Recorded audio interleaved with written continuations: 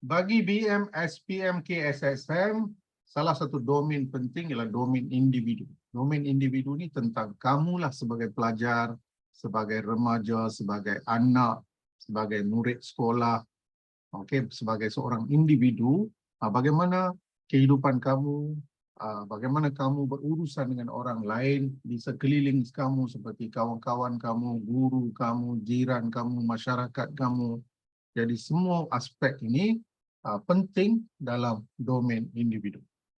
Domain individu ini soalan boleh berkisar pada pelbagai aspek.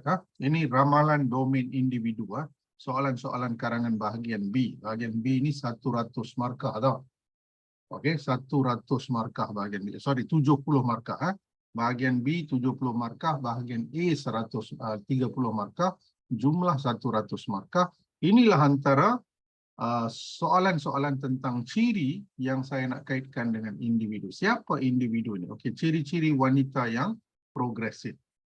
Ciri-ciri ibu bapa yang positif. Ciri-ciri usahawan yang produktif. Ciri-ciri guru yang proaktif. Sifat-sifat yang perlu ada pada seorang pemimpin negara. Sifat-sifat yang perlu dipunyai oleh seseorang mahasiswa atau graduat. Saya berikan the 4 P's di sini, 4 perkataan yang bermula dengan P, sangat penting. Positif, proaktif, produktif, dan progresif. Orang yang positif ini maknanya dia tidak berfikiran negatif. Dia tidak menggunakan perkataan-perkataan yang negatif seperti saya tidak boleh, saya tidak yakin, I cannot, I don't think I can do it, I don't think there is a way to do it. Ini semua adalah pandangan-pandangan orang yang negatif. Dia tidak positif. Orang yang positif hanya guna perkataan yang positif seperti I can do it, mesti ada cara, mesti ada orang yang pernah buat kerja ni, boleh capai, masih ada masa. Ini adalah orang yang positif. So to be positive, just remove negativity from your life. Remove completely negativity. Remove. Don't say anything negative. You see, life will change. I'm serious. I'm talking through experience. Life will change by just changing your words. Dan be proactive. Proaktif maknanya orang yang banyak berusaha, berikhtiar, mengambil inisiatif. Non-stop initiative. They keep on taking initiative. Plan A tak jadi, dia buat plan B. Plan C, plan D. They just keep going. Sebab inisiatif adalah satu-satunya yang dapat membawa perubahan. Initiative is the only thing that will make a difference.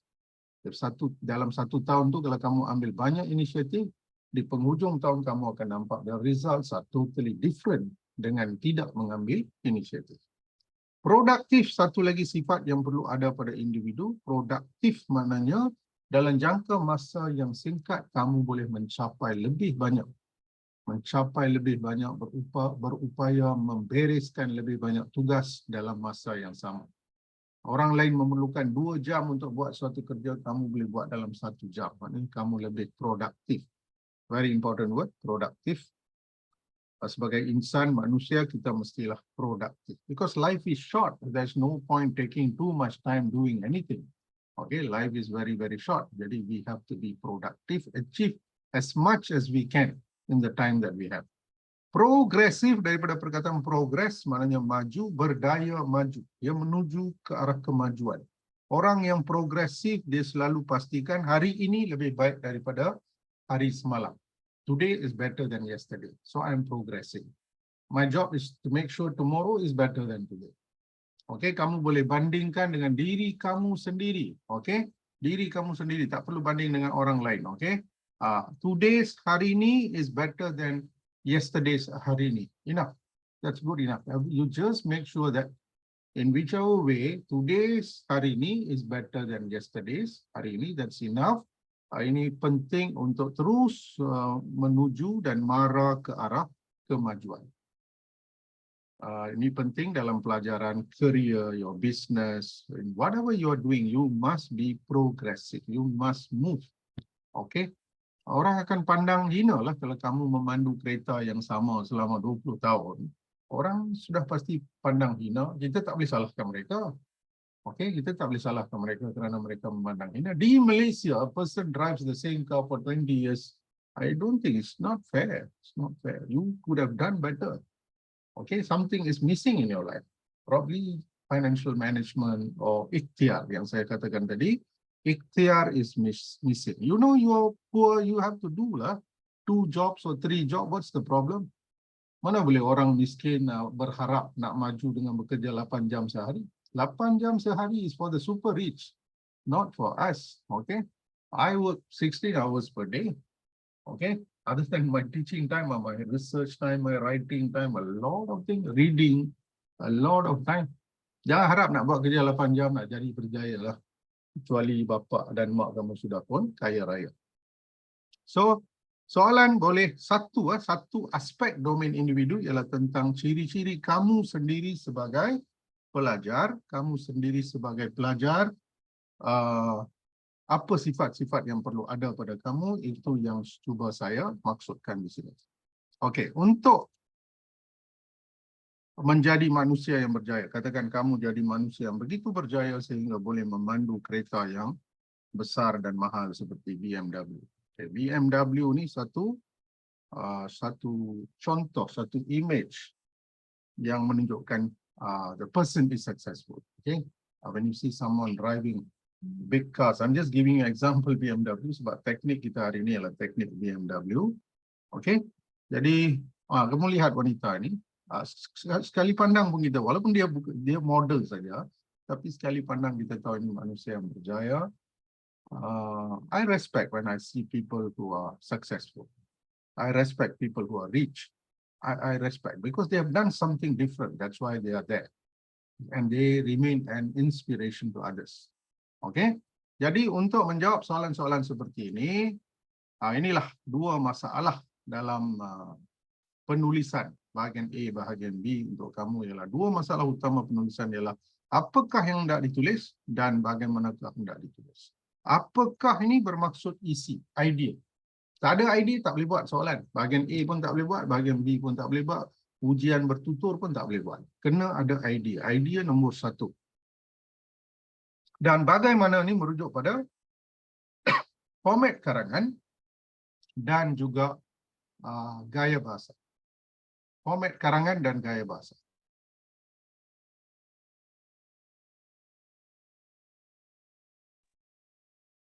Jadi beri tumpuan pada dua-dua perkara ini untuk aspek karangan dan juga ujian bertutur. Without ideas, you cannot do anything. Jadi dalam kelas saya memberikan kamu pelbagai idea yang kamu boleh hafal. Saya beri dalam bentuk mnemonik, idea boleh hafal. Lepas tu hanya usaha kamu memproses idea itu, mengaitkan dengan soalan dan cuba berusaha untuk menjawab sesuatu soalan, sama ada karangan ataupun dalam pertuturan. Sama saja karangan pertuturan, standardnya sama. Kalau karangan kamu tulis isi, huraian, contoh, peribahasa dan sebagainya, dalam ujian lisan, ujian bertutur pun caranya sama juga. Kamu kena bagi idea, kena bagi huraian, kena bagi contoh. Kalau boleh berikan peribahasa sekiranya berkaitan. Semua ini meyakinkan pentaksir ataupun guru-guru kamu untuk memberikan markah yang lebih tinggi. Okey, jadi teknik BMW 9 ini saya berikan 9 idea yang kamu boleh gunakan dalam sesuatu karangan, terutamanya untuk domain peribadi. Okey, saya boleh kongsi satu set BMW ni. Okey, tuliskan. This is the first set of BMW, baca masa wang. Sesuai dengan BMW. Orang yang memandu BMW memang dia golongan manusia yang banyak membaca. I'm not saying the driver. Somebody in the family must have worked hard. You look at a rich family, maybe the current generation they are lazy, but somewhere somebody, the grandfather or great grandfather, they have worked hard. So baca maknanya bukan sekadar membaca buku saja. Membaca ni basically saya guna ni sebagai simbol untuk pencarian ilmu. Baca maknanya mencari ilmu lah. Pencarian ilmu kalau tak ada, kita tidak akan dapat cara yang lebih baik untuk melakukan sesuatu. You will never find an easier or better way of doing things. So if you cannot find an easier way, better way, a more effective way, chances of you becoming successful is very remote. Okay, unless it happens by accident. or unless you inherit some wealth. If not, it's not going to happen. Jadi saya kata nombor satu, pencarian ilmu yang berterusan. Berterusan. Okay, before I started my YouTube channel, I have read at least 7 books to arrive at that idea. Tapi hari ini uncle, auntie semua boleh buat YouTube. When we started, we didn't know how it's going to work.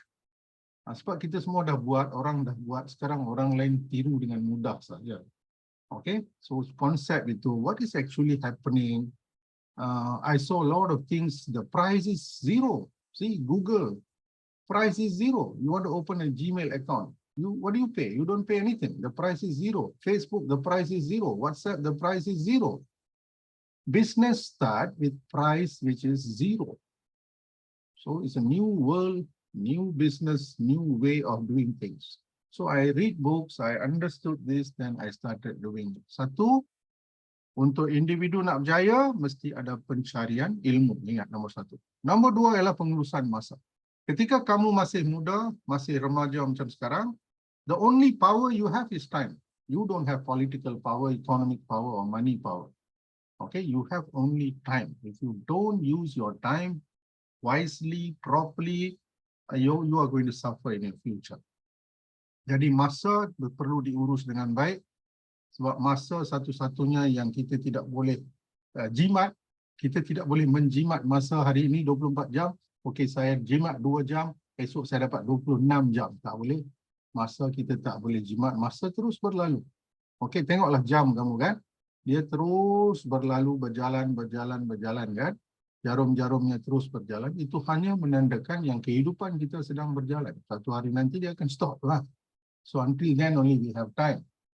So whether you use time properly, you do something, you don't do anything, you just sleep away, whatever the hell you do, time will still go. Okay, time is just same for everybody.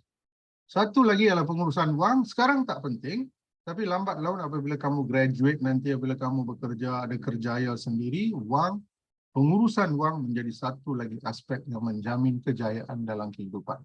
Okey, ada berjuta-juta rakyat Malaysia hari ini, berjuta-juta yang bankrupt, okey, terutamanya kerana hutang. Hutang rumah tak boleh bayar, hutang kereta tak boleh bayar, hutang kad kredit tak boleh bayar. So pengurusan keuangan mereka teruk. They earn maybe 5,000, they spend 6,000. You finish lah. You do that one thing enough, peace is gone, your life is gone. No matter how much you make money, your expenditure must always be lesser than your income. Let's say you earn 1,000. You spend 999 ringgit. Very good. At the end of the month, ada RM1 lagi dalam bank kamu. You are very good. Okay, you will not get into trouble unless something happen. Okay, that's a different issue. Okay, but financially you are okay. Sebab kamu berbelanja kurang daripada yang diperoleh. Tapi banyak orang hari ini kamu tengok credit card, satu contoh. Credit card means you are spending next month's income this month. You know, that's what it means. So after some time you are stuck. Lepas tu you hutang daripada Along, tak boleh bayar. Along will force you to commit suicide. Okay, they will create a story, drama. They will write a drama for you that you kena bunuh diri. Tapi yang sebenarnya itu murder, but it happens like a bunuh diri, case bunuh diri. Banyak berlaku. Jadi ingat, teknik BMW amat berguna untuk domain individu, domain yang berkaitan dengan kamu sebagai remaja, sebagai pelajar, generasi muda. Okey, apa yang perlu kamu buat, bagaimana kamu nak mencapai kejayaan dalam kehidupan. Jadi ini satu teknik yang amat penting. Okey, mari kita teruskan.